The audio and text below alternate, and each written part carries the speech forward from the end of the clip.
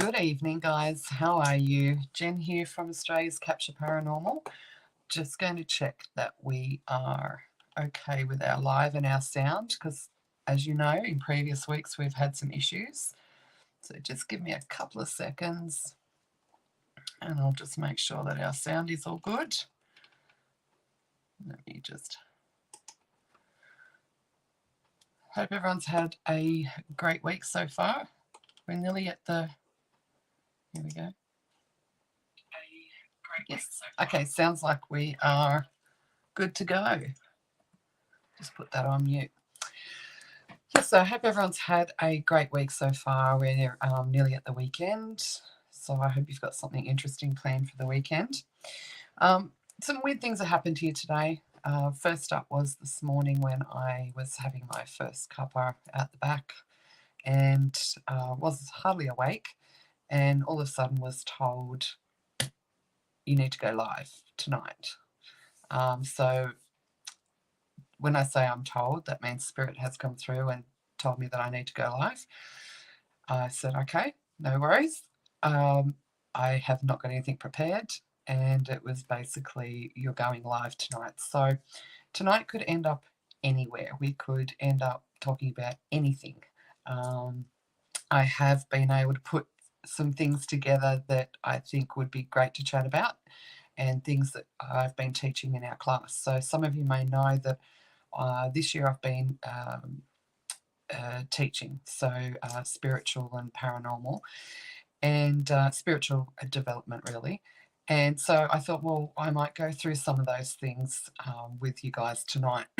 So we could end up talking about what I'd planned, or it could go in another direction. I don't know whether I'm supposed to be doing cards tonight. We'll just see how it goes. Before I get into that, and while we're waiting for some people to jump on, while I was preparing late this afternoon and putting some information together for tonight's live, I did have Spirit come through and give me some information. So I've actually had two different spirits come through this afternoon.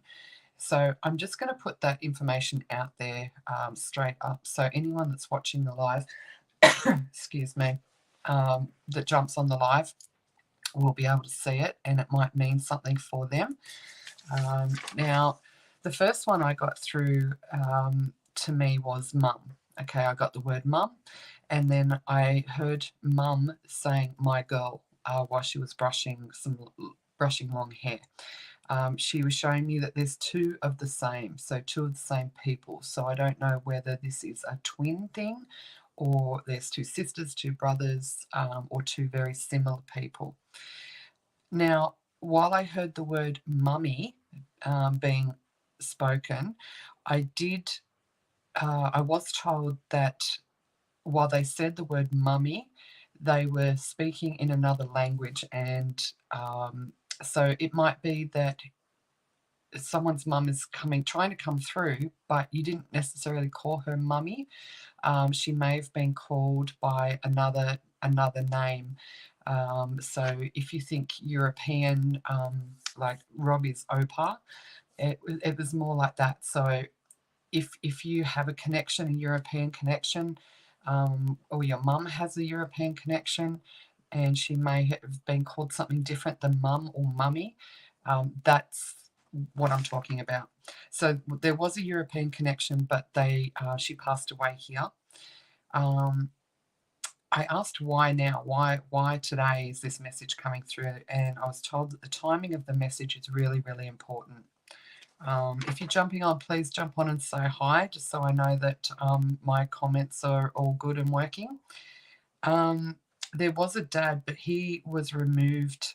All I got was he was removed years ago. So, but he passed before mum. So being removed, I would say that he was probably maybe absent from the family unit.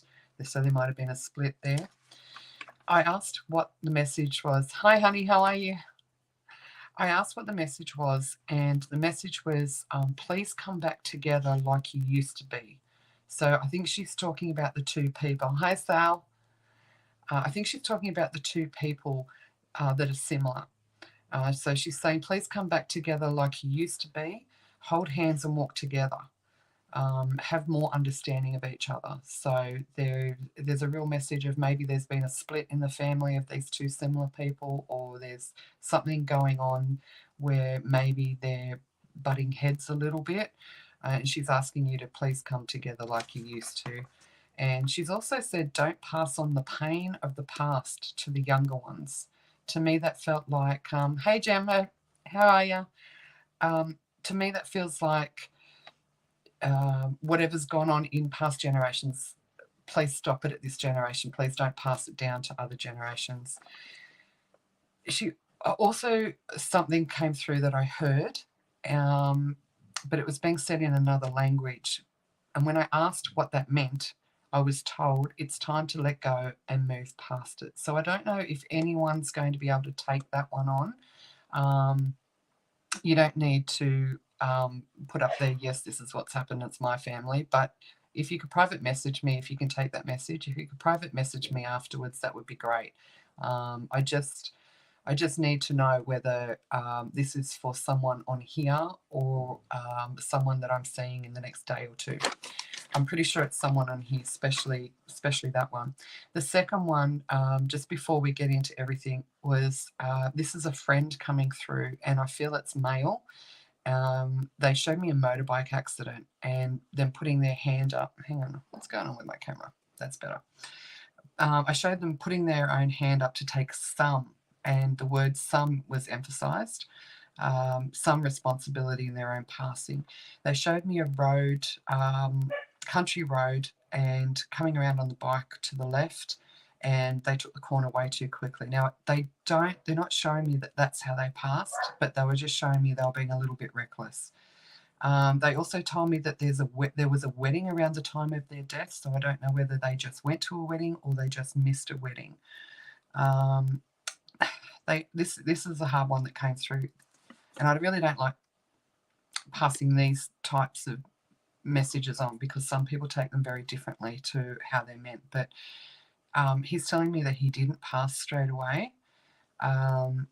He was aware of what was happening, but he slowly started to slip away. But he had no pain when he went. So I'm sorry if that's for you, but I do tell everything that comes through. It's just I've got to find a nice way of bringing it through.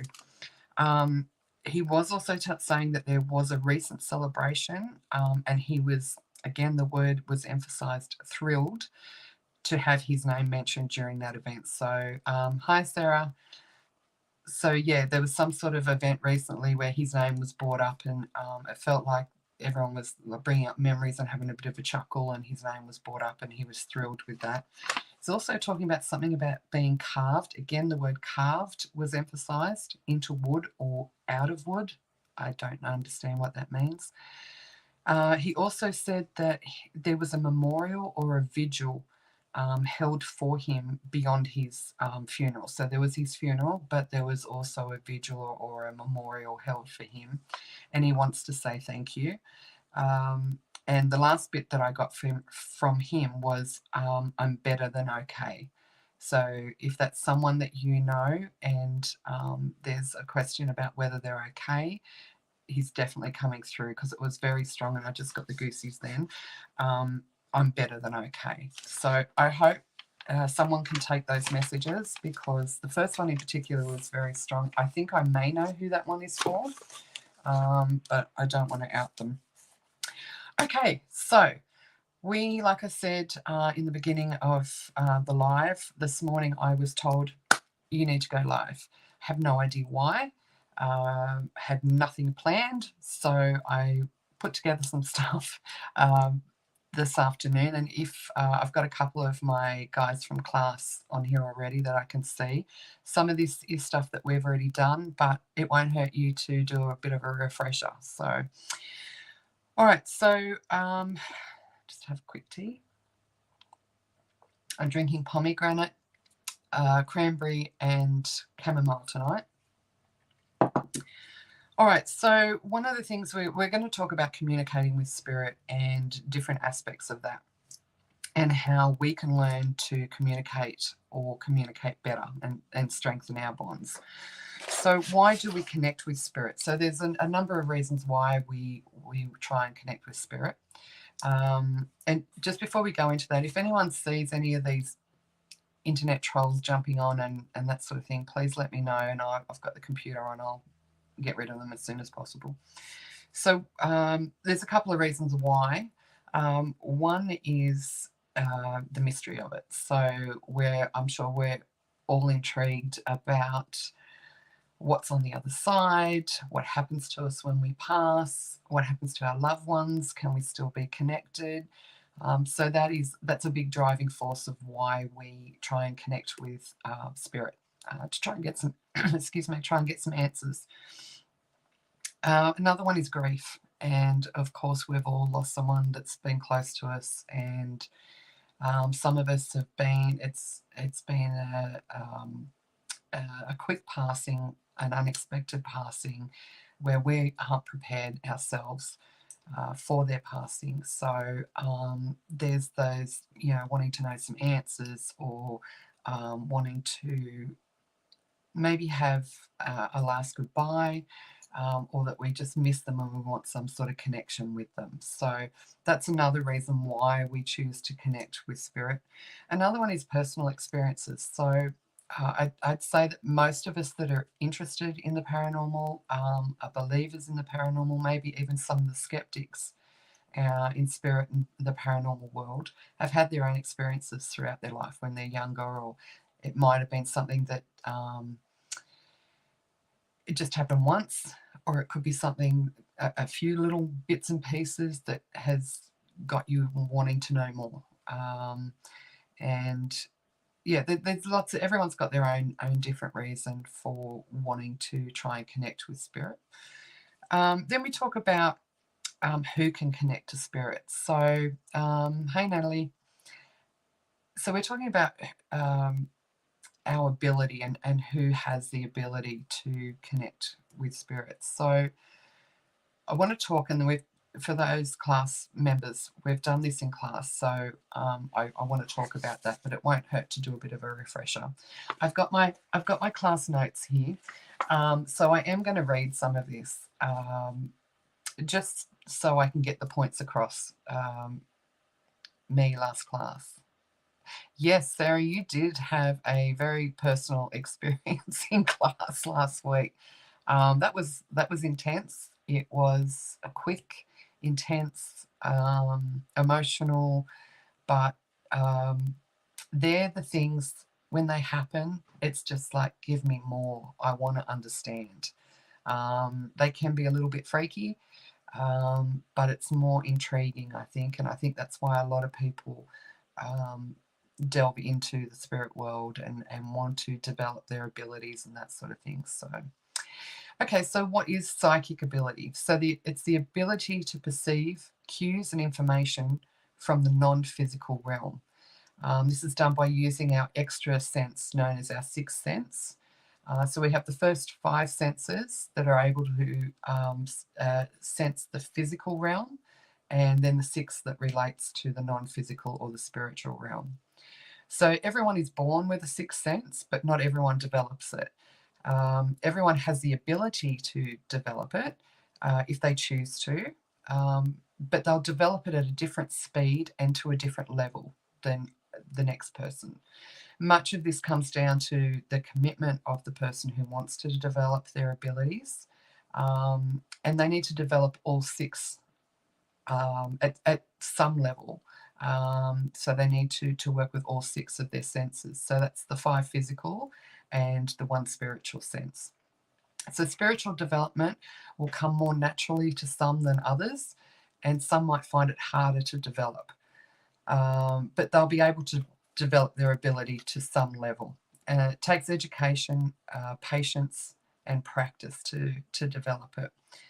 Each person will have a stronger ability in a different area of the psychic abilities than the next person. So I might be able to hear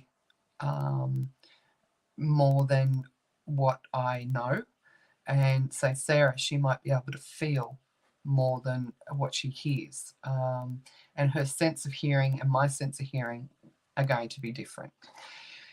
Some psychic abilities will come easier naturally or through learning than others do. It's better to find and focus on the area that is already your strongest and try and focus on that and develop that and deepen that skill than trying to be proficient in all abilities, because that will come in time if it's meant to. Hi, Sandra. And if you're meant to be stronger in other areas or more areas of those six senses, then it will come with the time and the experience. Every person is unique, is a unique individual, so their psychic abilities and how they develop them will also be unique.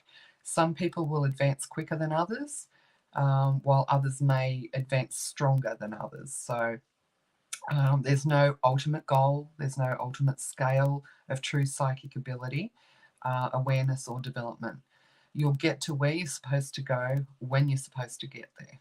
Okay, it's not a competition, and this is something that everyone would have seen in the field, in mediumship in the spirit realm.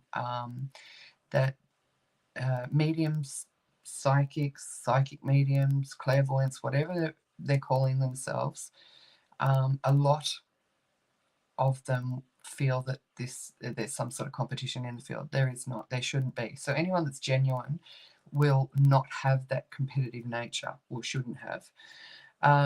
So there's no competition and there's no scale of judgment or success. Each one of us has our own place in the universe and have our own uniqueness, and our abilities are just the same. They all need to be celebrated because they all have a different purpose. So one person's purpose might become a healer, while another person might be a philosopher. The universe needs both, and neither is better than the other. It's just different. So that's how we. That's how I wanted to teach our students in our classes, that there might be 10 of us in the room. We are all going to be at different levels. No one is better than anybody else. Someone is going to be more advanced in that sense than somebody else. But and not to put pressure on yourself, because as soon as you do that, it's gone. There are many different reasons why we choose to develop psychic ability, and I use the word choose because many people have the ability thrust upon them, and it's their choice whether they use it, they develop it, they understand it, or they block it altogether. We have the ultimate power to choose and to control as our evolving spiritually. Some may have strong gifts but choose not to use them or development, and that's their choice. Others may not have strong abilities at all and choose to develop them and to further themselves spiritually. Most people develop their abilities because of over a lifetime they've had those personal experiences we were just talking about. Some want to understand it more. They have that desire to just, I need to belong somewhere. I need to have this in my life. Other people develop it because they have a feeling or knowing that there's more than just them, and there's something greater out there. It might be just a yearning to feel that they're connected to something greater than themselves and their family and their community. But whatever the reason for someone's development, it takes patience, it takes time, and a lot of education, respect. So now, throughout our spiritual development, we come up with blocks, and they're called spiritual blocks. Okay, now everyone goes through them. It doesn't matter at what level that you're at. Sally, it's like being a doctor. They all are able to be GPs, but they choose to specialise, and they are all equally valuable. Excellent. Great. Love it, love it, love it. Exactly right. So, and you might choose, and that's like when you're choosing to go and see a medium or a psychic. You might go and have a reading with one and just think, oh, I don't know, we just don't I didn't feel it. And then you might go and choose another one, and you know, you might just sit better with their energy and they might sit better with yours. So that's exactly the same. So spiritual blocks are a natural part of our spiritual development. Every single person that works with spirit goes through this, not just in the beginning, but all the way through. And different things will create those spiritual blocks and that we need to be aware of. So one of the biggest blocks that we have is fear. Okay, fear of the unknown, fear of failure, fear of being judged, fear of not being understood by others, sometimes even fear of spirit, because they don't know what to expect and they've watched too much Hollywood. Fear of not being able to control what's going on in their body. And that was something that I dealt with too, is all this stuff was happening throughout my life. And I was like, well, do I want to develop this? Hey, Mia, how are you, darling? Do I want to develop this because I haven't developed. I don't think I've developed. I haven't tried to develop, and I'm getting all this really weird, crazy stuff. Some of it was a little scary. Some of it was a little intimidating. So if I develop it, is it just going to get stronger? That was one of my fears.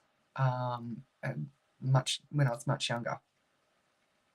And to that, that's a very personal thing, but to that I can say, if you really want to develop, then take your time, get a mentor, read, educate before you actually start trying to work further with spirit.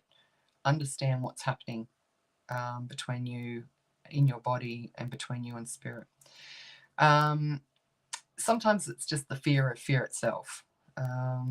When we have fears, we are not truly open to our beliefs and our processes, and fear holds us back from achieving many things in life and will definitely hold back your spiritual and psychic development. So we need to pinpoint what our fear is. We need to acknowledge it. We need to work through it. Hey, Sydney Paranormal League, how are you? I can relate to it being intimidating. Exactly right. I think we've all gone through that as well. So we need to pinpoint our fear. We need to acknowledge it. We need to work through it, and then we need to let it go. Until you can let it go, that fear is just going to hold you down. So you need to take a leap of faith. Another big one is doubt. Okay, now there's not one true person working in the spirit field that isn't plagued with doubt all the way through their journey. It creeps in all the time. And the slightest little knock that you get can make that doubt creep in. So doubt is also, it's an anchor, and it's just as debilitating as fear is. So it's I can't do this. Am I just imagining it? Am I going crazy? That information doesn't make sense. What if I get something wrong? They're all doubts that people face throughout their journey. Again, you need to pinpoint those doubts. You need to figure out why you have them.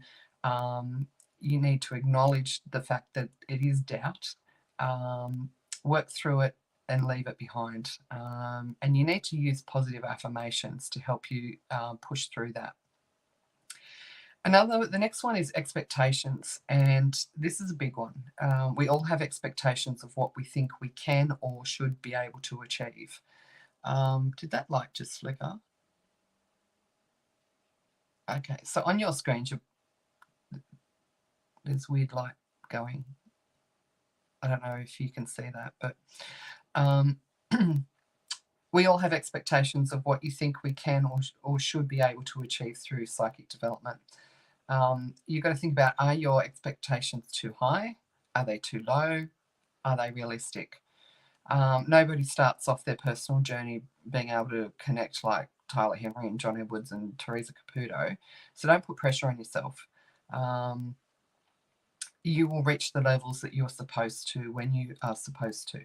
Again, each of us develops at a different speed and to a different level. You'll also find that other people will put expectations on you. So if I walk out in the street now and I've got tarot cards in my hand and I say to somebody, would you like a reading? They're expecting me to be bang on 100% and basically like they're talking to their grandmother. It doesn't work like that. Spirit will bring through, first up, whoever wants to come through comes through. And the information that they bring through, we don't control that. The medium doesn't control that. Spirit will bring through what they need to bring through. So a lot of people that having readings have got huge expectations of what they want to come through or what should come through or who should come through. So you need to also understand that you can't be a working psychic 24/7. It's not healthy. It's not realistic.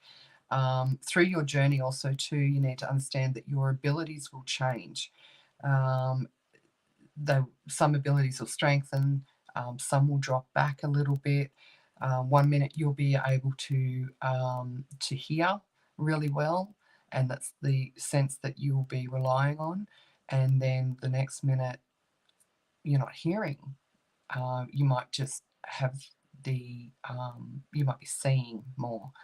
And that'll freak you out because that's happened to me. It's happened, I think, to just about all of my friends that are mediums. Your senses change, and the reason that happens is your spirit guides are helping you to develop. And when they think you're getting maybe a little bit too comfortable, or that you're ready to amp it up a little bit, they will pull back on one of your abilities and encourage you or push you to strengthen another one. Okay. And that's a scary thing when it happens if you don't understand that process.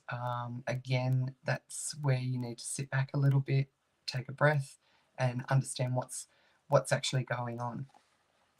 So your journey is yours alone. It's personal. You'll all develop for different reasons than the next person. So don't compare yourself and don't compare your journey or your abilities to anybody else. There's different ways of working with your expectations, and if there's anyone that's having issues with that, then private message me and I can help you work through that and see if we can, find the right path for you. Another big one is commitment. So your commitment levels. So we've got UK Blessings. Hello, how are you? Commitment. So if you want something, you have to work for it. We have to put in the commitment for things to happen. So you need to explore your own level of commitment working with spirit. Sometimes you'll feel excited and very committed to learning and practicing and developing, while other times that enthusiasm sort of drops back a little bit. And that's okay. That's normal. That's natural part of developing. But you can't expect to get the rewards without putting in the hard work.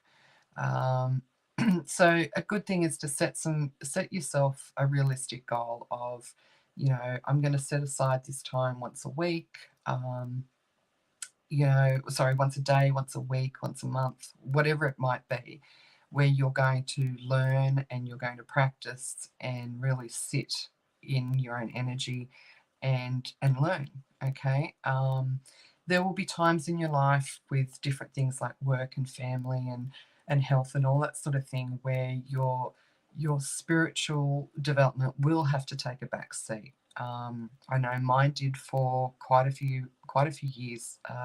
10 years ago this year, actually, when I became chronically ill. I almost lost my life, and I was in hospital for quite a long time. I was very weak physically, mentally, emotionally, everything, and all my abilities disappeared, and I thought, oh my God, what's going on? With everything else that's going on, I can't hear spirit anymore. I'd been hearing and feeling and seeing spirit since I was tiny. What's going on? And once I started to get better, I had a very clear message come through from my spirit guide to tell me that we took it all away. so you could concentrate on your physical healing.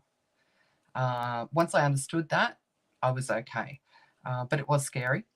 But that was a time in my life for about 2 years where I could not commit to my development. I couldn't commit to getting out of bed some days. So understand that there are going to be times in your life where you will not be able to commit. And it could be, for whatever reason. Spirit guides, angels, the universe is not going to get upset with you and take everything away.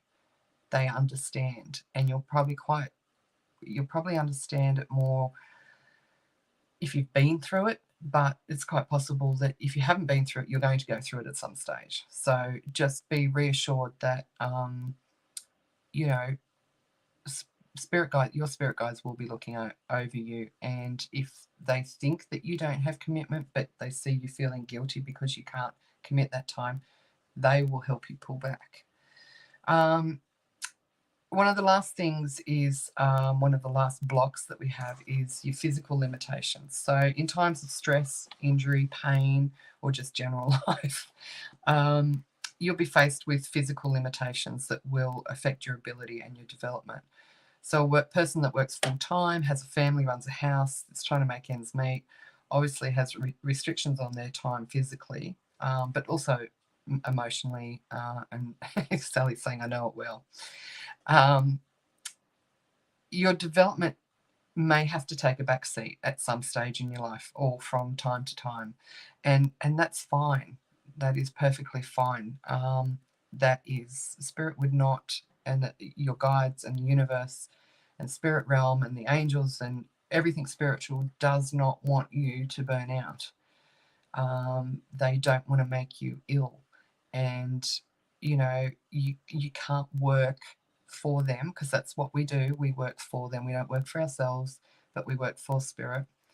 They understand this, so there should be no guilt if you can't commit for whatever reasons. But also know that injury to your physical body, illness to your physical body, and medication can completely alter your ability to work with spirit, either to connect, to sense, because it alters your body. So I know that from time to time, I can be on some heavy painkillers, and when I'm on painkillers, some weird stuff happens. I can either get nothing, or if I have a lot of spirit around me, like if I'm in hospital, where there's generally a lot of spirits that are still unfortunately stuck there because they've passed away, I can get a lot of activity. So, but I can never trust myself in what I'm feeling and what I'm getting when my body is under pain relief. So yeah, there are physical limitations. Okay. So does anyone have any questions about that bit? I've just got to pick this up. Hang on a sec. Ugh, I've dropped stuff all over the floor here. So does anyone have questions about that? I know that some people, like Sally's saying, she knows it well. Jem, do you ever become frustrated with being able to connect? Do you ever become frustrated with being able to connect with spirit? That's a really good question. Yes and no. I don't become frustrated with the spirit, because I understand that they have limitations, just like we all do, in how they can communicate. It might be a spirit's first time trying to communicate, or we don't know what's on the other side really, or but I don't get frustrated with spirit. I do get frustrated with myself when, but usually only when I don't pay attention. So, for example, tonight I was making my cup of tea ready for tonight, and I was going to go and sit on the lounge next to Rob and have a quick chat before I came in here. And I was walked in, and I was getting spirit coming through, going, no, go straight down to the office. Go straight down to the office. I've got more message for you. And I was like, I just want to sit and talk to Rob. When because I ignored spirit and went and did my own thing, when I came back in here to try and connect to the spirit light, so those, for anyone that's jumped on live and hasn't seen the beginning of this live, I've actually left 2 messages that came through from spirit. So once this is finished, please go back and have a look and see if my lights are doing some funky things tonight. See if those messages are for you. But because I ignored spirit, when I came back in to try and connect with them, they had stepped back. So I had to work harder to try and get them. And it was like, oh, I got frustrated with myself because I had that connection there and I chose to, I guess, ignore really, to go and do something else. I hadn't seen Rob all day. And it was like, well, I'm about to go and work with spirit. And I've been connecting with them all afternoon. They can just wait a minute. So yeah, Jem, I do get frustrated more so with myself. And also the other frustrating bit that comes through is, as anyone that works with spirit knows, we have to heighten our vibrational energy, and spirit needs to bring theirs down, and we need to meet in the middle somewhere so we can have a connection. Hey Dave, sorry I'm late. I just escaped from Jumanji. Okay, good to have you here, mate. So yeah, we need to meet in the middle. The other time I get frustrated is when spirit might be, the connection is not great, and I know they're trying to come through and give me information, and I'm just unable to interpret it properly or with confidence, and then I can feel them getting frustrated with me. It's basically saying, come on, like I've given this to you 3 times now. I'm giving you something, but you're not understanding it. You're not comprehending it. So yeah, Jem, that is one of the things that I do get frustrated with. Is there any more questions before we move on?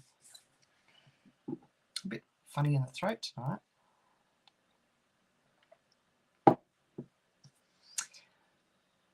No more questions? Okay. All right. So I want to talk about our own energy. So we cannot connect, excuse me, we cannot connect with spirit without using our own energy. And what we talk about in class is you need to understand your own energy before you can understand anything else. If you can understand your own energy and how your energy and how energy works, but mainly how your energy works, that will help you in your development and with your being able to connect with spirit. Okay, so again, because spirit just threw it at me this morning and said, you're going live tonight, and I was like, I don't really have anything prepared. I wasn't planning on going live. I've just pulled out all my notes from class, so we'll do a little bit more reading again. This is something I put together after reading a lot of books. I've got a bookcase over there that's got, I don't know how many books on energy and working with spirit and that sort of thing. Just before we get into that too, I said before some weird stuff was happening tonight. After I had ignored spirit and went and sat and talked to Rob for a minute, I went back out to get my cup of tea, and my necklace just completely, bang, dropped on the floor. I was like, oh crap, the clasp was broken. No, it was fine. There's nothing wrong with it. It had been on for quite a while. I'd been, racing around all day with it. So really strange thing. So I'm not sure what that meant. But so I want to talk about our own personal energy and our personal energy ID. So I'm going to do a little bit of reading, but we'll stop and talk about little bits and pieces. And this is really, it was a really aha moment for me when I started reading this section of the book, and I hope that you guys all understand. So that's why I want to read it, because I had to, for class, I had to put it down so that everyone could understand where I was coming from. So owning your own energy and what your own energy ID is. So if we look way back in history to our ancestors, and think about their beliefs and knowledge of what wellness meant to them, then we would find that it greatly differs from what we believe today. So, back in the early centuries, taking a bath was a wellness practice. That was a big thing for them. If you've got teenagers in your house, that's still a big thing for them. Um, there was little else known about what kept our bodies healthy. What they did know was focusing just on the physical body and not the spiritual or the energetic body. Uh, Jem, have you got teenagers? They did not have the knowledge of pathogens and viruses and diseases that we do today. They were unaware of the root causes of their illnesses. And they had a lack of knowledge about how the body works. Then slowly over time, they became more advanced in their knowledge as science and technology advanced. These days, we are very well aware of what causes our physical illnesses, but just like our ancestors way back then, we're a little bit uneducated and ignorant or ill-advised when it comes to our spiritual and our energy well-being.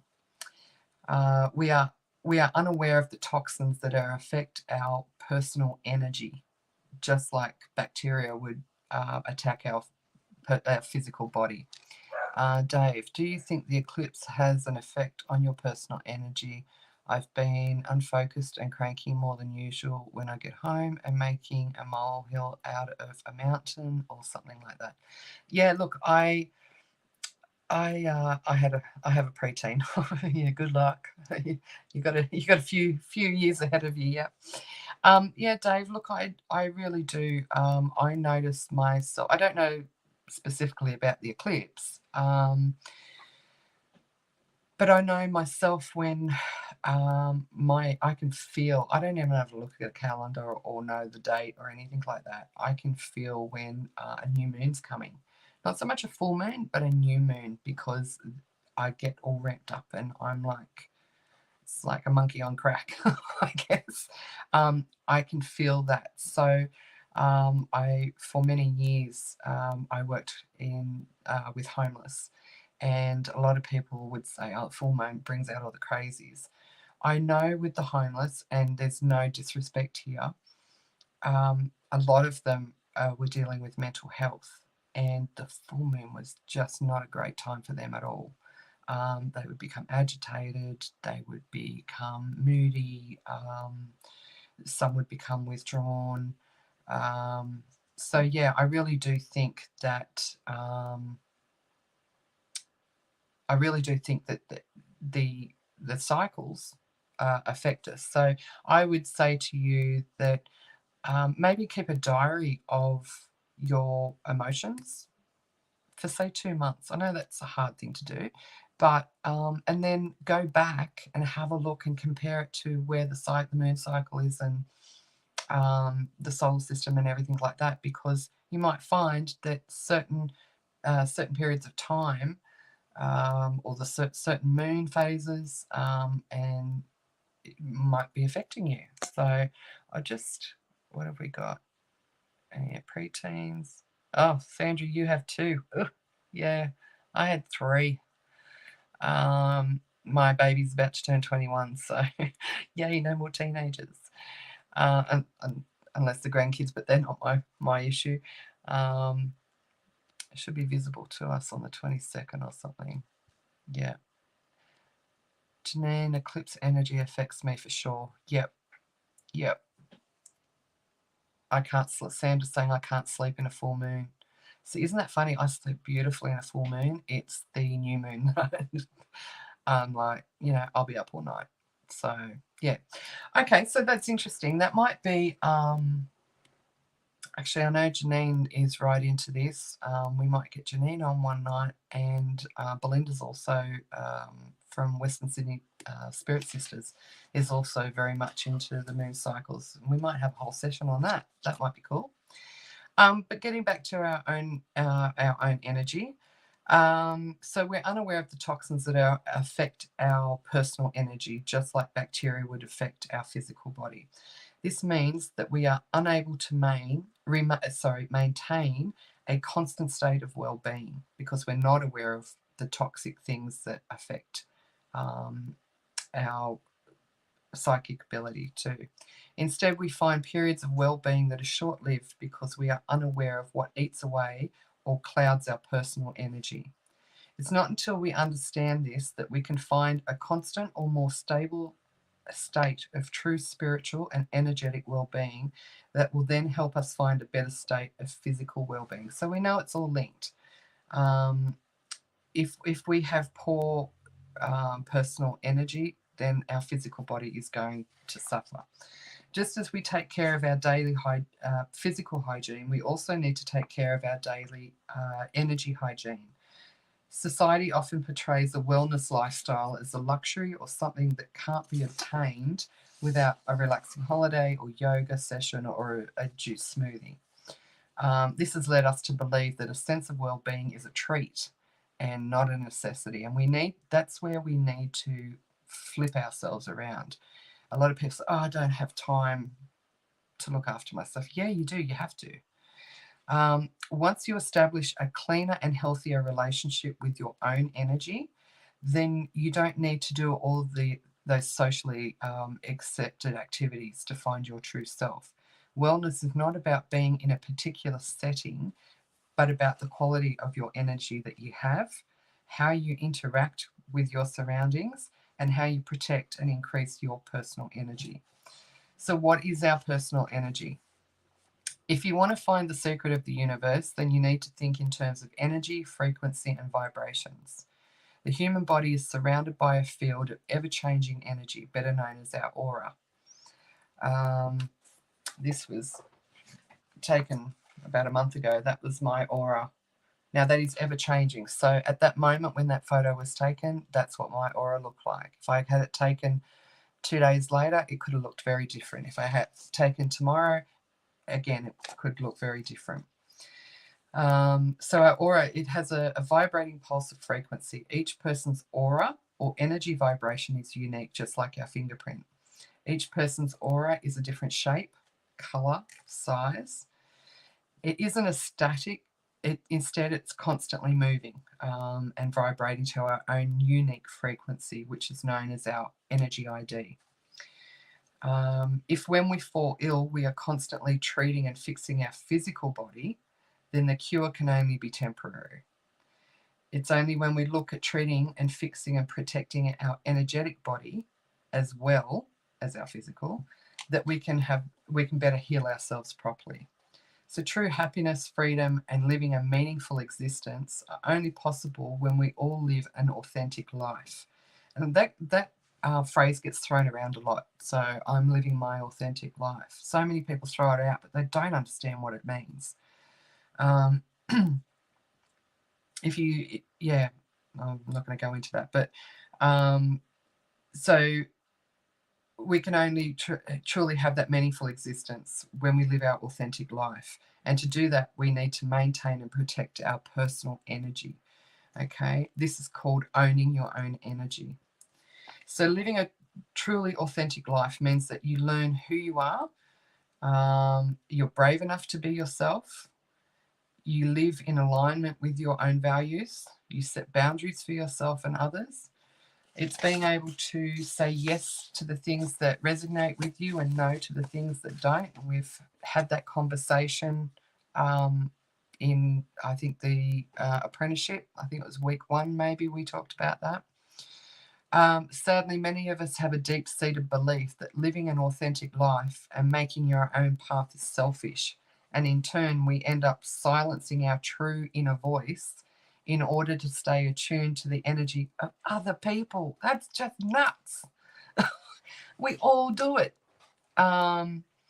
We definitely all do that, and we have to stop doing that. We have to understand how we're living to please other people. No, just you. You have the right. You deserve it. You owe it to yourself to make yourself happy and not give a shit what anyone else thinks. I mean, we all want to be liked. We all want to have friends and people surrounding us. But have a look at the people that are surrounding you at the moment. Are they really healthy for you? Are they the people that you really want in your life, or if you just got them because you have to, or you feel bad if you don't have them. So this is where we're sort of going with our own personal energy. Love that. Dave, I thought I was seeing things, but I saw someone's aura after a meditation session. I rubbed my eyes and still saw a glow around the person. It was pretty cool. That's awesome. We're going to talk about that in a sec, about who's seen auras and stuff like that. So yeah, I just want to read that little bit again. Sadly, many of us have a deep-seated belief that living an authentic life and making our own path is selfish, and in turn, we end up silencing our true voice in order to stay attuned to the energy of other people. When I read that in that book, that smacked me in the face, and I thought, Jen, what the hell have you been doing? And that just started me on a whole rabbit hole. For those of us that suffer from low self-esteem, we may even feel empathy for those that resist the boundaries that we put up for them. So we may find ourselves prioritizing other people's feelings over what feels right for us. Again, I'm going to read it again. We're prioritizing other people's feelings over what feels right for us. Resonates. Yeah, Jam. This is us using their happiness as our point of reference for ourselves. Crazy. This leads us to disowning our own energy. And that's where we just, Lisa, I love my own company and am very selfish with who I share my time with. You go, girl. Good on you. You know, it's not selfish. It's smart. Okay. And hi, by the way. It's essential for us to be in control of our own energy, because if we aren't, then we're giving that control to something else or someone else. Okay. We talk about energy vampires. We're allowing people to do that to us because we haven't put up boundaries. And why haven't we put up boundaries? Because one, maybe we don't know what boundaries are. Maybe we don't know how to set boundaries, or maybe we're too scared to set boundaries. If we're not in control of our own energy, then we're taken over by other people's energy, or the energy of the environment, or the energy of the problem. So we need to be in control of our own energy, so we're not having those toxins come in and affect our own energy.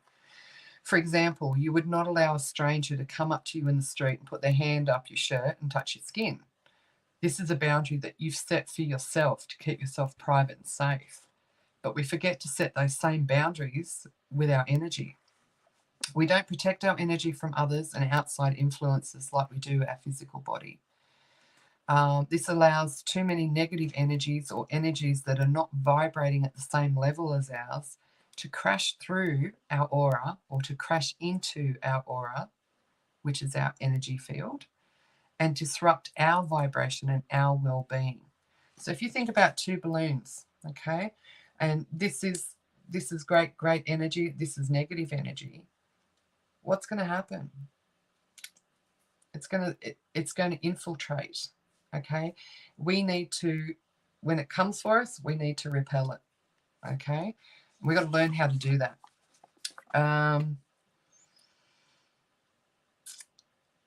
You will know that you have not protected your energy if you have ever felt that you have not been able to get a negative person or event out of your system. We've all been there. Hey, Belinda, how are you, love? Sarah also resonates. Feels like you're reading me directly. We're all the same, hun. Even down to the pendant falling off, which was significant yesterday. And I've been thinking about the pendant all day. Okay, Sarah, maybe the readings, I don't know if you've heard me say it before, but before we got into all of this, right at the beginning of the live, I had spirit come through, 2 different spirits come through this afternoon. I've put that information up there. So please, after this live, please jump back on and watch the first 3 or 4 minutes and see if those messages were for you. They might be. So you know that if you have not protected your energy, let's start again, rewind.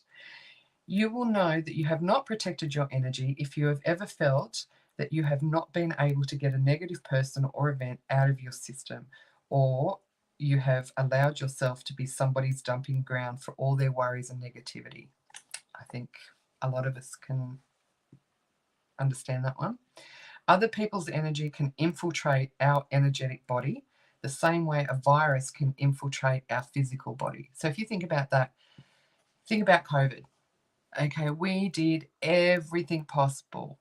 We stayed away from people, we masked up, sanitized, we went to extreme lengths to stop that little bug infiltrating our physical body. Why are we not doing the same for our energetic body? Scary, huh? Other people's energy can infiltrate our body. If we do not put up boundaries to protect our energetic body, other people's energy can actually reprogram or even crash our system. So, scary, huh? And when you think back and you think about different people in your life and different times in your life, you're going to go, holy shit, why did I let that happen? Yeah, so we're letting other people's energies reprogram us and crash our system. Even if our aura is not affected to these extremes, it may have been contaminated with toxic energy. So it might be just a little bit, but then you might get a little bit more attached to you from something else. If you're not protecting it and repelling it, it will infiltrate your energy field. A clean aura is that is vibrating correctly with your own authentic energy will bring physical, mental, emotional, and spiritual well-being, and you will just be buzzing on a high. It's only when your aura is clean that you can manifest positivity. This is when you know that you have owned your own energy. Now, that all seems like common sense, right? But it's not necessarily how we work. There are always going to be people in our lives, situations in our lives, environments, all sorts of things that will try and throw shit on us, okay? Try and throw bad juju. I know myself that when I've not always been, I'm a much more positive person now than I used to be growing up. And I know that when I was a more negative person, that's what you attract, isn't it? So if you walk into a party and you're like an Eeyore, you know, whoever's had a shit day, they're going to be attracted to you because they don't want to be the only one feeling like crap. So they're going to come over and they're going to verbal diarrhea all their problems on you. So not only have you got your own problems, if you don't protect your energy field, they're spewing theirs at you.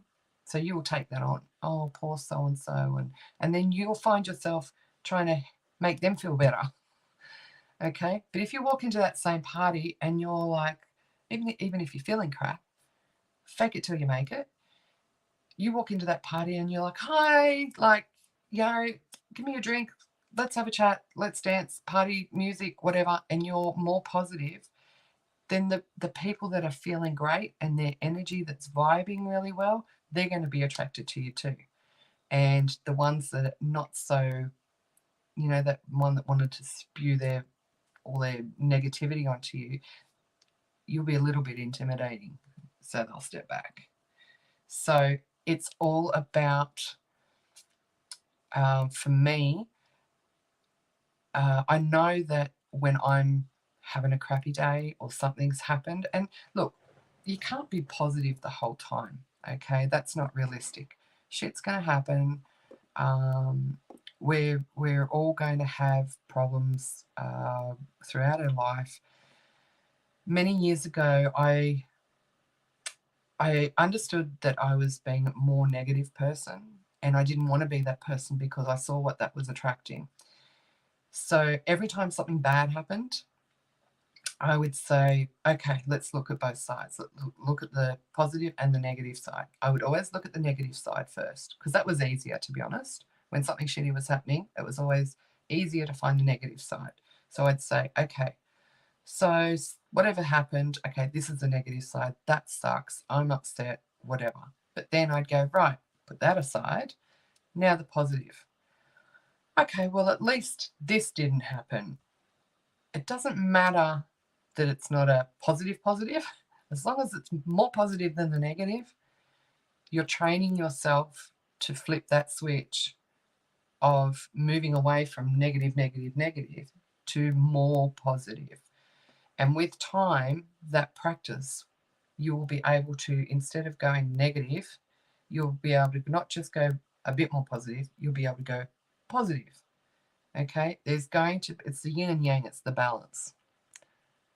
Let me see. I've missed a few here. I have this problem in public. People approaching me and telling me all their troubles. Yep, me too. Always had it all my life.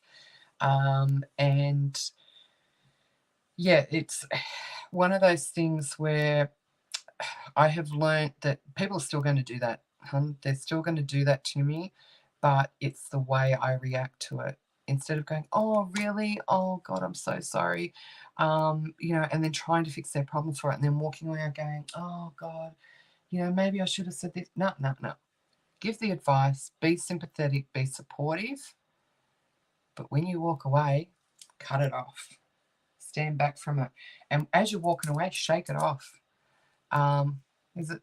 I'm not huge on music, isn't it? Tay Tay that says shake it off, or one of them. Shake that shit off. Get rid of it. That's why we wear protection stuff as well.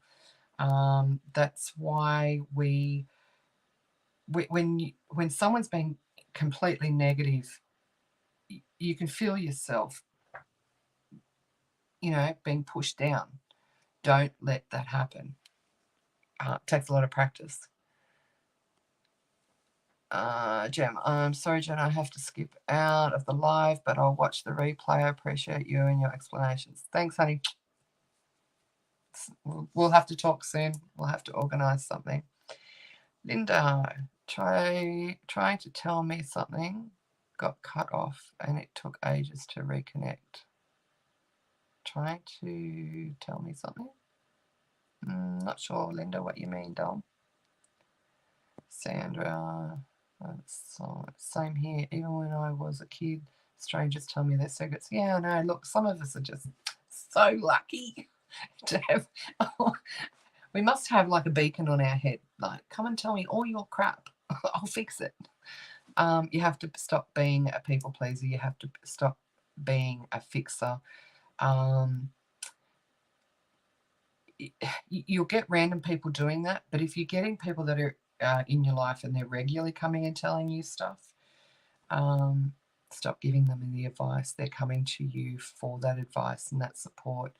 Maybe find a nice way to say, oh, I'm really sorry you're going through that. I can't relate. Like, I'm not sure what I can tell you, but hey, let's go and do something fun. Try and, again, positive, take away from the negative, positive. If they're a negative Nelly and they're just one of these downer people that just wants to be down all the time, they will not like that response and they're not getting anything from you. They're not getting, some people unfortunately feed off pity and drama. If they're that sort of people, then they're not going to like that response of, oh, sorry, I can't help you. Feel sorry for you, but I can't help you. Let's go and do something and have a bit of fun. They'll be like, oh, okay, well, that didn't work. So that's something else you can try, but you'll have to find your own ways. It's draining. Absolutely, it's draining. And you spend, half your life trying to fix everyone else's problems, and you don't realize that they have to do it themselves. They can have your support, and I'm not saying don't be supportive to the people around you, but I'll show you something in a minute, and the guys in my class will understand this because we did this. I'll help you work that out. It's training. I find on investigations, if one person is in a negative mood, it can affect the whole investigation. Absolutely, because that's because we're, so I'm here, my aura's here. If you're standing right next to me and you've got negative, your aura is bumping into mine. So that brings, and it starts leaching through into my energy field. And then I start feeling like crap too. So we need to do that whole protection. It comes down to protecting ourselves. That's why I keep to myself a lot. Boundaries. Yep.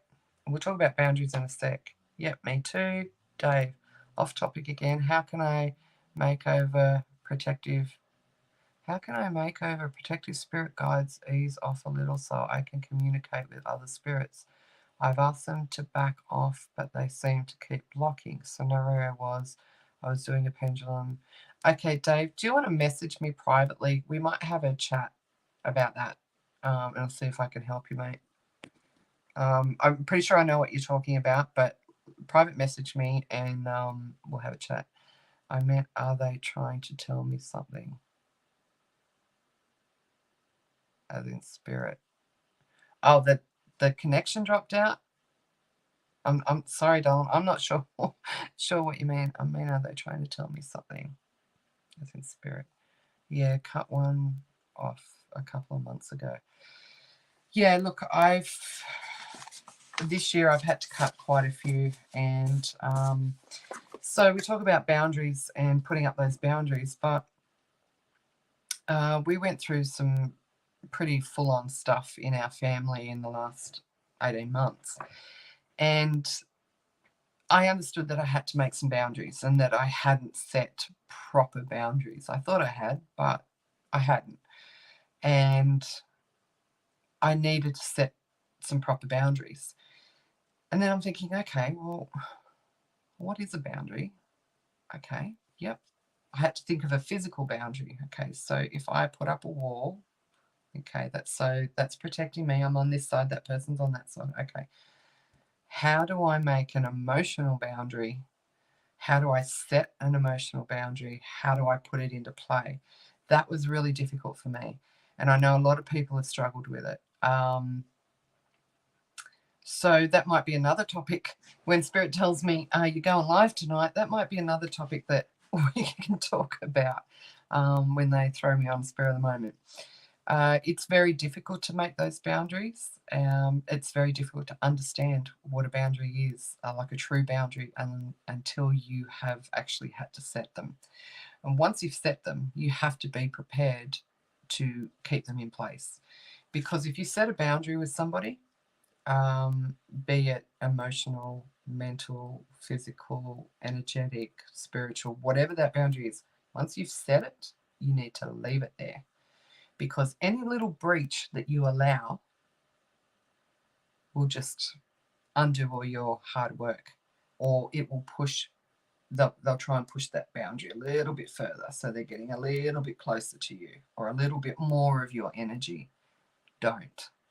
If someone is constantly trying to bang up against your boundary and trying to push past your boundary, leave it there.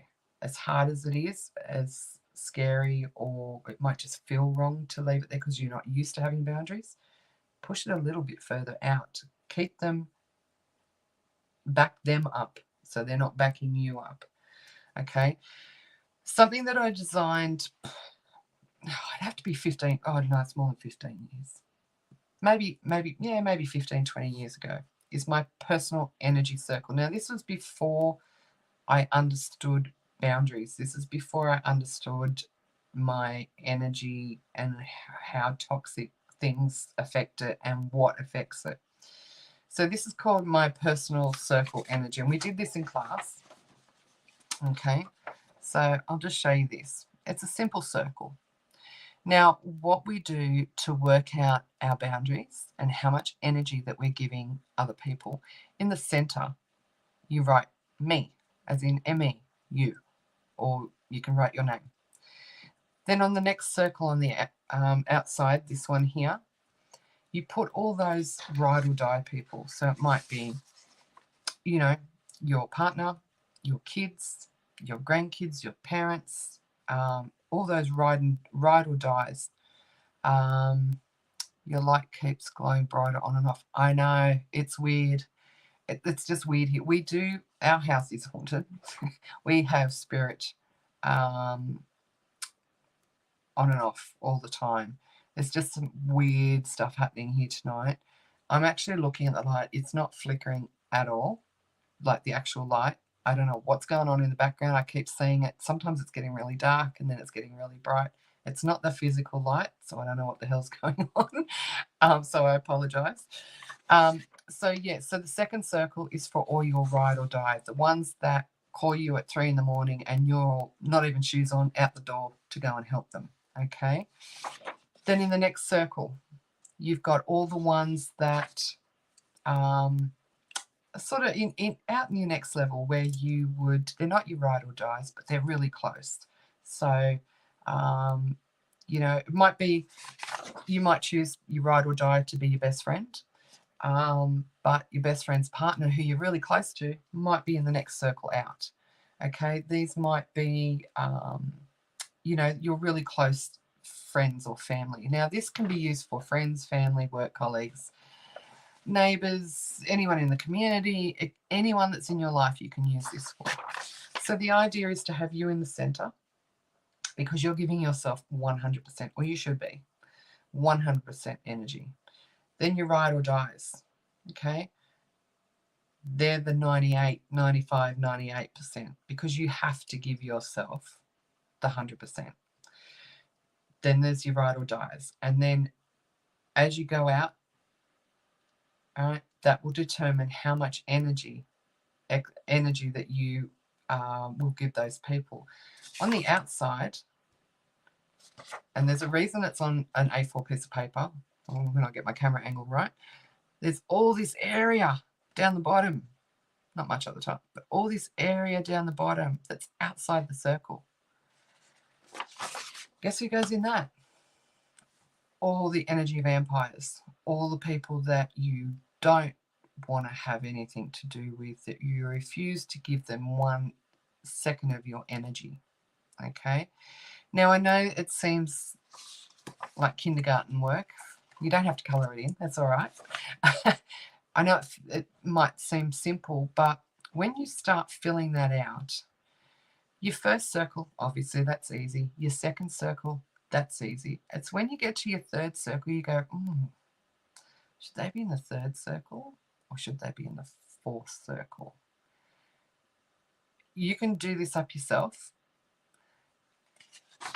Do your circles in pen, text or whatever, but do your names in pencil, and there's a reason for that. Because as you start thinking about, I've got to have them in my life, if you have to have them in your life and you have to give them energy and you have to deal with them, they're in this last one, okay? This one here, okay? If you have to have them in your life, so it might be your mother-in-law, and you have to have them there, you put it there. I live with an energy vamp. She's trying to make me wash the dishes. Well, you know what? If she cooked dinner, you should be washing the dishes. But once you start, do it in pencil. Once you start trying to put people into their categories, it's probably something that you've not really done before. It's really interesting to see where you fit everyone. And there's always the opportunity then, because you've done it in pencil, to go, oh, well, no, they really should be in a different circle. Stick it up on your, maybe not your fridge so everyone can see it, because there might be some people in your household that aren't on your ride or die, or visitors coming to your house and they're like, what's this? And you can't very well say, well, you're on the outside of the circle because I really don't want you in my life. So put it somewhere personal, but somewhere where you will see it.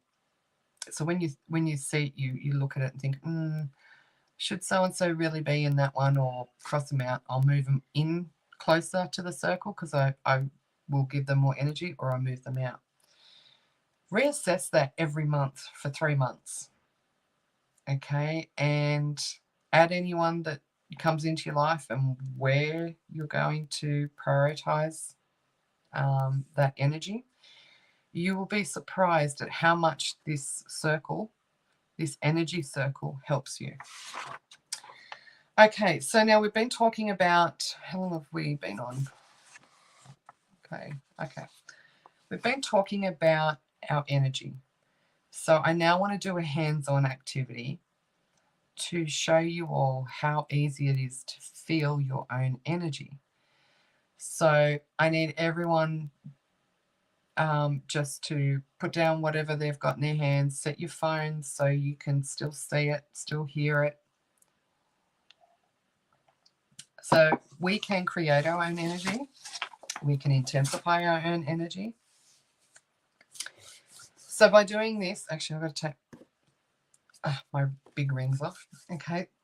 So we've done this in class and it was really cool to watch people's face go, holy shit, I can feel that. That's amazing. So what I want everyone to do is just put their palms together. Okay. Now I'm just going to trust the fact that you're going to try this for me. Okay. And just start rubbing them, a little bit of friction. You can rub them around and you feel them warming up. Okay. So you got the friction there. You're creating some energy in your hands. And then just get a little bit faster and a little bit faster. Okay, till it's nice and warm and you can feel a slight little buzz. Okay, now I want you to create an energy ball. So what we're going to do is, while we've got all that energy, we're going to, oh wow, that's a good one. We're going to bring our hands out nice and slow. All right, and you're going to be able to feel a ball of energy between your hands. Now your hands will be tingling. What I want you to do is try and move it out as far as you can. Can you still feel it? Keep one hand still and one hand rotate it, and you will feel it on the hand that's still. You'll be able to feel it. You can move it backwards and forwards. Okay. If you lose that connection, a little bit more, and then just do it again. It's like an invisible bubble. Okay. You can move one hand around. See how far. Practice it. Okay. When you're, at home, got nothing to do, see how far you can get it out. Now, some people will only be able to do, oh, that's really intense. Some will only be able to do small ones. Some will be able to get really big. And it just takes practice. Okay. So I can still feel it out here. Okay. Now bring it in so you can feel it. Maybe give it a little bit more energy. You probably all think I'm nuts. And I hope you're all doing it. Okay. A little bit more energy and create that ball again. Okay. So you can feel it. Now turn one hand over and you'll be able to feel that energy on your arm. Okay, if you can't, that's intense. Yeah, if you can't, that's okay. It's just more practice, okay? What you're doing is you're disrupting your energy field or your aura with an intense energy. And this is what I'm talking about. When someone else's intense energy comes near your aura, and you can bring it out as far as you can, I can still feel it there. Okay, when someone's negative energy or positive infiltrates your energy field, that's what we're talking about now. So you need to protect that. Now, another good thing with the energy ball. Okay, so we've got a nice big energy ball. Wonder how many of you are actually doing this, or I'm just doing it by myself. Okay, make your energy ball. Okay. Hey Scott, how are you? Okay, so we've got an energy ball. So what we can do with that energy ball is we then go into like a little bit of a meditation and we concentrate on that energy ball. Close your eyes, you can feel it, move it in and out. Okay, wait till it feels intense. And then you can store, if you've had a really crappy day or you're just feeling yuck, you can visualize all that crap, or the negativity, or the anger, the frustration, whatever it is going inside that ball. And you're making a ball of poop, if you want. Okay, you're making a ball of negative energy. Okay, so wait till you feel like the, you know, your all the negativity is releasing from your body, and you're putting it in that ball, and then roll it. Get rid of it. Get it out. Okay, and then shake it off. Go and wash your hands. Have a shower, whatever you like, but really wash your hands just with water, but you can use soap and water. But that's a great way of taking the energy, the negative energy out of your body, into putting it in that ball and then throwing it away. The same can be done by doing a positive. Okay, so you make the ball.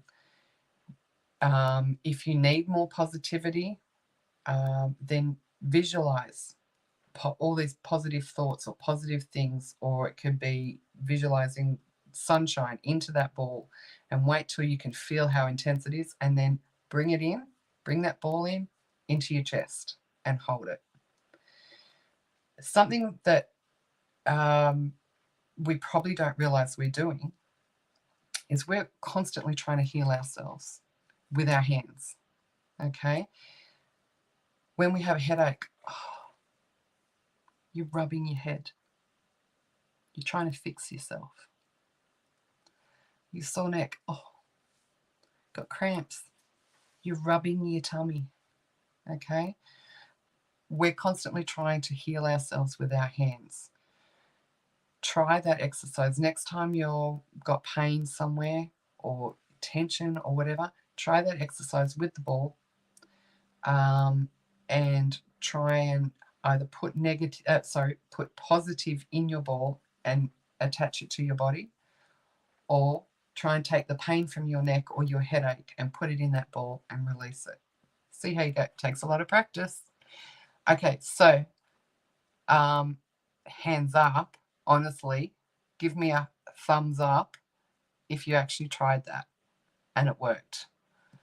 If it didn't work, it's just about practice, but most of the time you'll be able to feel it. Now, the funny thing is, Rob thinks it's hilarious, but if I'm sitting on the lounge or in bed or something and I haven't got any socks or shoes on or slippers or anything, and I'll be concentrating on my phone, good on you guys, good on you. Double thumbs up from Sandra, yay. If I'm concentrating on playing on the computer or something and I've got my feet out on the lounge, he'll walk up and he gets like on the sole of my feet, and he can get about, sometimes about that far away, and he'll just do this. And it puts me through the roof because I can feel it's like him tickling my physical body. And it agitates the shit out of me, and he thinks it's hilarious. That is because I'm aware of and I'm owning my own energy. So with that energy ball too, you could practice that and have someone sitting with their back to you. I do that before communication methods like Ouija pendulum. Yeah, exactly right. Cool.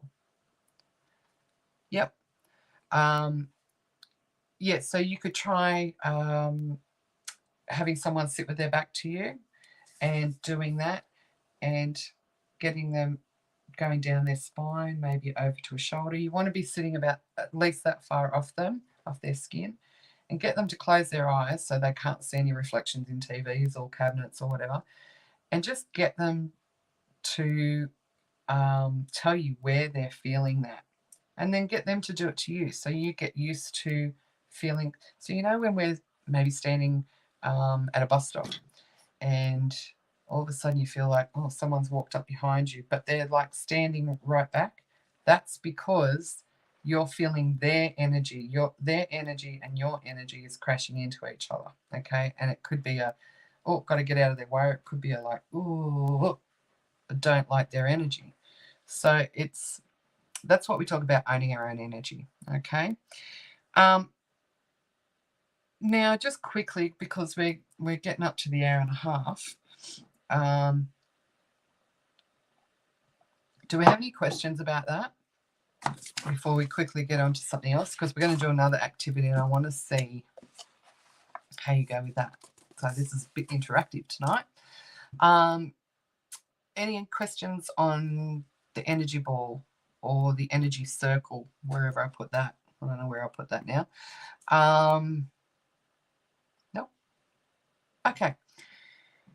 So how do we practice energy work so that it can help us learn energy, to work with energy, so that can help us communicate with spirit? There's lots of different ways, and we're going to run through them very, very quickly. And Dave just mentioned a few of them. So meditation's massive. Meditation allows us to just completely let go, to relax and to be in the moment. If you're going to work with spirit, you need to meditate. A lot of people say you need to meditate every day. I don't. There's different forms of meditation. There is, you can just put meditation music on and do your own thing, and breath work. You can do guided meditation. I find a lot, like on Monday, I decided that I was going to have a huge cook up. And while I was cooking about 3 or 4 different dishes for the week and then freezing them. I zone out and I actually meditate while I'm cooking because I find it relaxing. And I can be halfway through and go, shit, my body's been on autopilot doing what I normally do, to make these dishes, but my mind was elsewhere and I was really peaceful. So you might, walking's great for getting into a meditative state where you're just emptying out your brain of all thoughts and just completely relaxing. Working on your intuition. Now, where did I put? Here we go. So we use these in class. These are my own little design because I didn't like the originals. So Zener cards. You would normally see ones like these. Okay, with the different, and these are used to help train your intuition. But I didn't just like those shapes. I've got all sorts of different shapes, clouds. I've got colors. I've got numbers. Oh, where's my camera? The colors, numbers.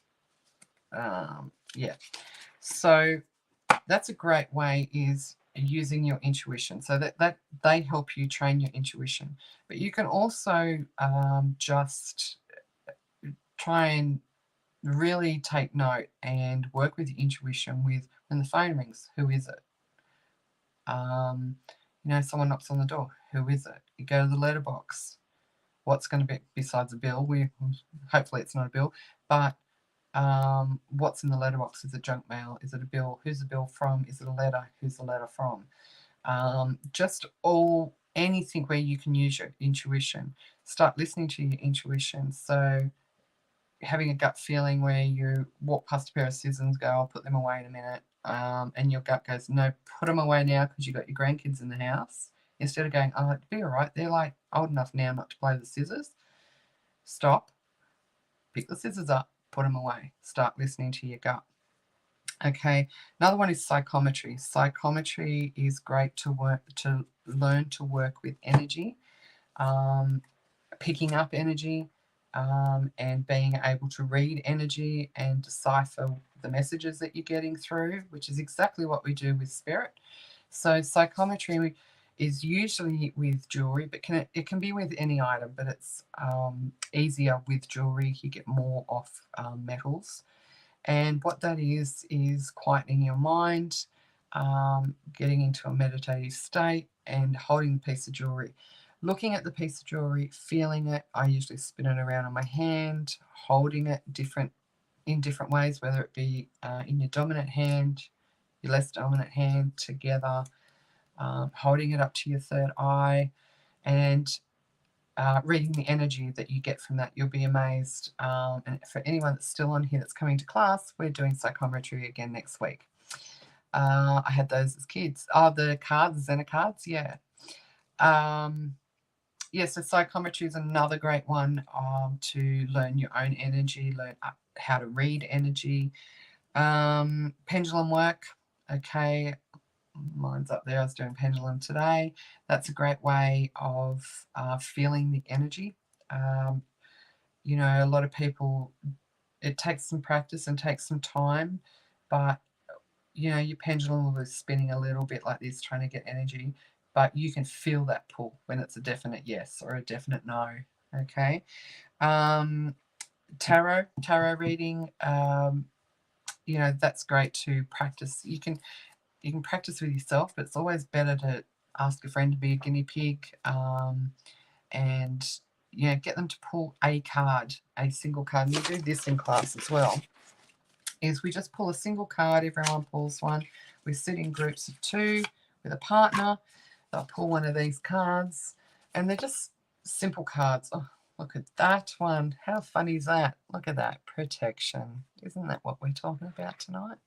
So they'll pull one of these cards and they give it to the other person, and that person will read the card, read the person's energy, and it's all about looking at the card. What does the card, besides the text, and I chose these cards so there's only one prompt to it, but have a look at that card. What does that card tell you? What are you feeling? What is the energy that's coming off that card?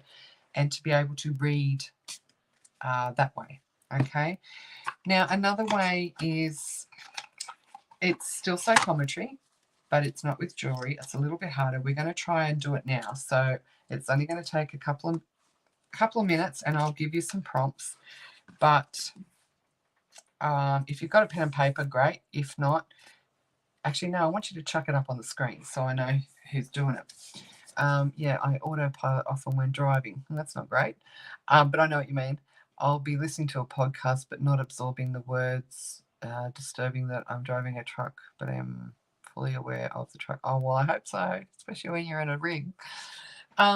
Okay, so another way of working with energy and learning to read energy and to trust yourself, because that's a big thing, is I give our class guides an envelope. Okay, sealed envelope, there's something inside it. It's a photograph of a famous person. So we're going to do one right now. We've got about 5 minutes to do it, and then we're going to head off. So I want you guys to just take a couple of deep breaths. Now, it doesn't matter whether you get it wrong or right. Our class members, out of 8 different things that I'm going to ask, might only get 1 or 2 things right. But it's about trusting yourself. It's about figuring out where that information is coming through. Am I feeling it? Am I knowing it? Seeing it? Hearing it? What? Okay, so I'm going to hold this up. Now, these are the prompts here that I ask our class members. So I'm going to hold it up backwards so I can read it. I want you just to focus on here. This is a person that has passed away. They are a famous person. So just take a couple of deep breaths. See if what comes up. You need to trust your instinct. Now, I'm going to ask a couple of questions. Lisa, Marilyn Monroe came to mind straight away. Okay, keep that thought, but keep going on that energy. What are you picking up? So, guys, male or female? Go. Okay? We want, when I say go, the first thing that pops into your head, trust your gut. First thing that pops into your head is what? Okay, so male or female? Okay, you can write this down on the screen or you can write it down. It doesn't matter if we're not judging here, remember, because we all develop differently. Okay, what's their age? Young, old, really old?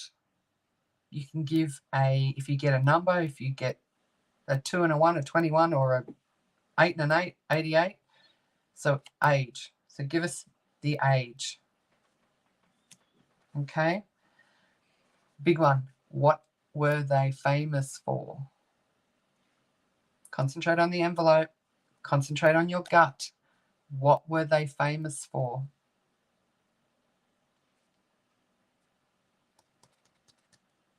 First thing that comes to your mind. Okay, now a country. What country were they from? Bang. Sarah, honey, I'll give you a heads up, Sarah from class. You've already done this one, honey. So you can just be quiet and watch along. Okay, so country.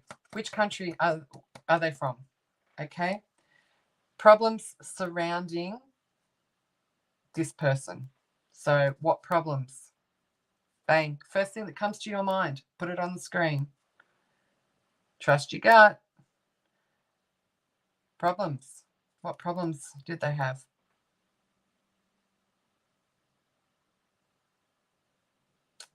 Love how everyone's playing along.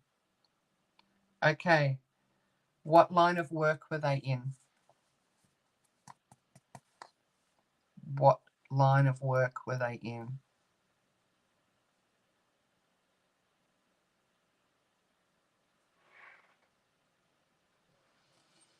What did they do for a job? What were they good at? What was their job known as?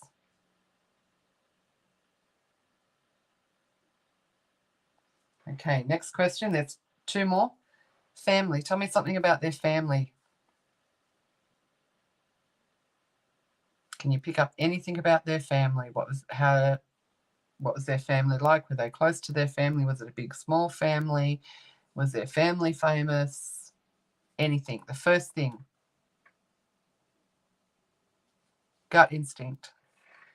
The last thing. And this is sometimes the hardest one. How did they pass away? Concentrate on that envelope. Concentrate on your gut.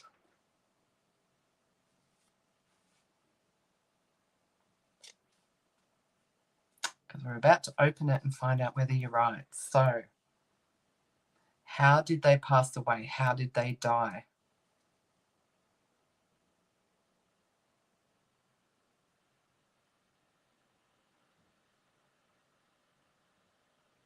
Okay.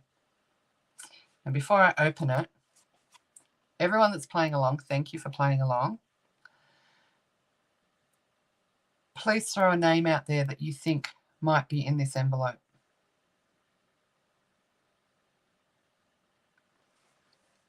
I'll just have a little drink while you do that. Who do you think it might be?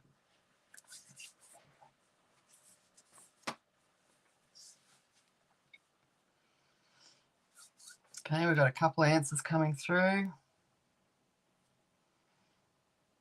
Sydney Paranormal League. Steve who? We've got Charlie Chaplin, Diana or Elizabeth.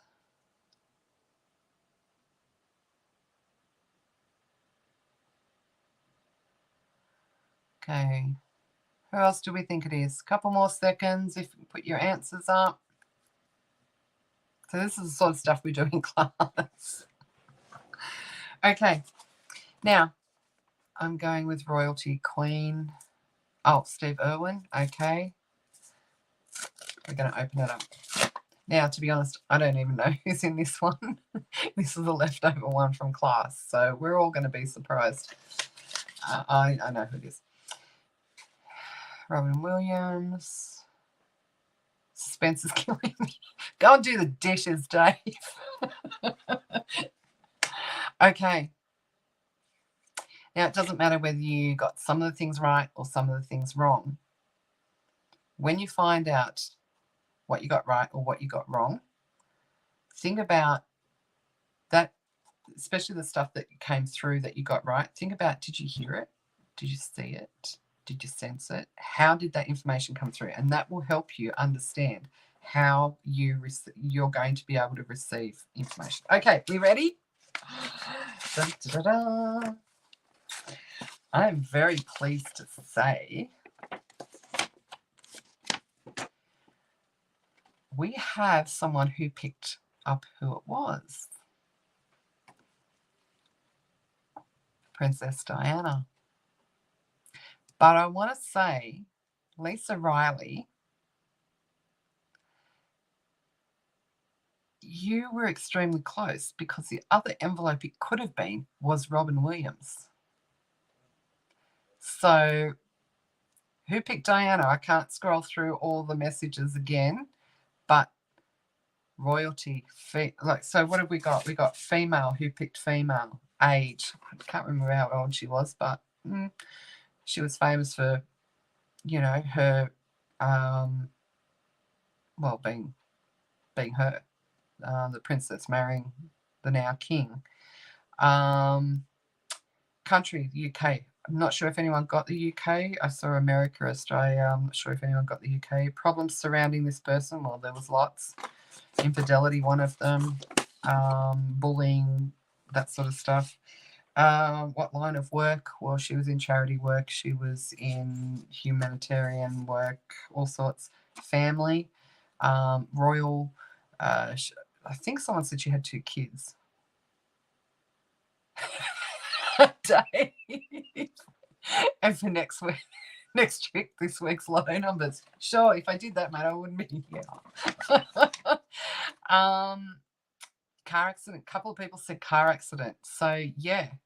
So think about all those. I said 2 kids and car accident. There you go. So think about where you got that information from. Did you see it like a vision flash in front of your eyes? Did it pop in your head? Did you know it? Did you hear car accident? Either externally or internally. So yeah, so that is a good way of reading energy and learning about energy. It's also good to learn your gut feelings, to trust it, popped into your head, heard it. Excellent. So see how everyone's different. And this is my point I'm trying to make, is this might be your first time that you've been able to do this. It might be your 100th time. It doesn't matter. We are all completely different. We are not all supposed to be the same. So, I mean, even if you got nothing right, be proud that you gave it a crack. Okay. But yeah, so it's just really interesting. You could get other people. Obviously, you can't make up your own envelopes because, you know, but you could get someone and just get them even to write a name on a piece of paper or print one off of the internet or something like that. Stick it in the envelope and have your prompts. You know, they're your prompts. You can ask anything, but they're the prompts that I do. I got my dad into trouble when I was younger for doing this. Popped into my head. Oh, okay. And maybe get someone else so you can do a bit of practice. Yeah, so that's just one of the other things that we do in class. So there's lots of different ways that you can develop, but you really need to learn your own energy. You need to learn about your own energy, protecting it. You need to restoring it. You need to understand how other people's energies and energies from different locations and environments all can affect your own energy. And it's not until we can understand our own energy and protect our own energy that we can start really working with spirit and being able to read their energy. Now, one last thing that I just want to touch on very quickly is, we were talking about this the other week in class, and I've brought it up on a live before, but when a medium is doing a reading and bringing through a loved one, like, we have to bring our energy up and spirit has to bring their energy down, and it's not very often it's like that. There is a void in the middle. Now, when a medium gets their information, they may be getting it directly from spirit. Okay, so it might be your grandmother that I can hear, or I can feel, or I can sense, and I'm able to connect with. But a lot of the times in that void is sitting my spirit guides, or your grandmother's spirit guides, or both. And they're the ones that are trying to help both of us be able to connect. And they're the ones helping us try and hold that connection. Okay. So when I bring through your grandma and I say I can feel your grandma, it's not always that I know whether it's directly grandma or whether it's grandma being helped by her guide or grandma being helped by my guide or both guides or if it's her directly. So that's just something I wanted you guys to be aware of for when you go and see a medium, or when you're doing your own energy work and tarot work and spirit work. So excellent. Well, I was told this morning, come do a live. We've had a bit of fun. We've learnt some stuff. Has anyone have any questions before we head off for the night?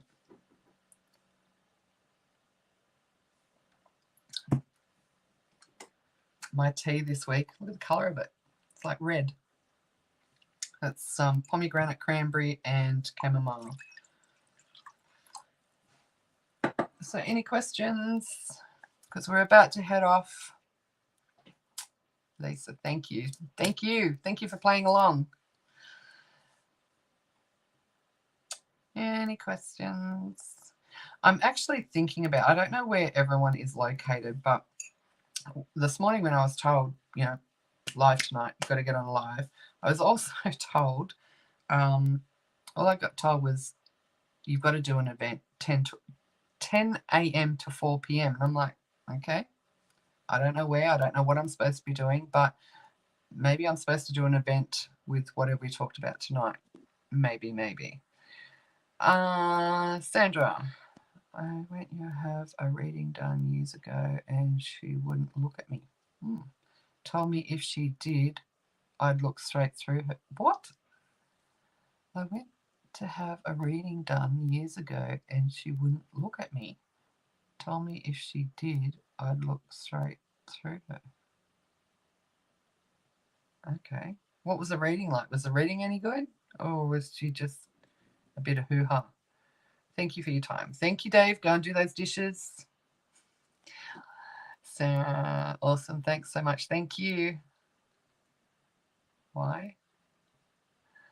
Thanks, Jen. Thanks, Lisa. When do you hold classes? We hold classes on each fortnight. So it was last week and next week. So if you want to come, jump on to, I'll just see if it's on our page. I might have to scroll down a little bit. Oh, now my computer's decided to crash and burn.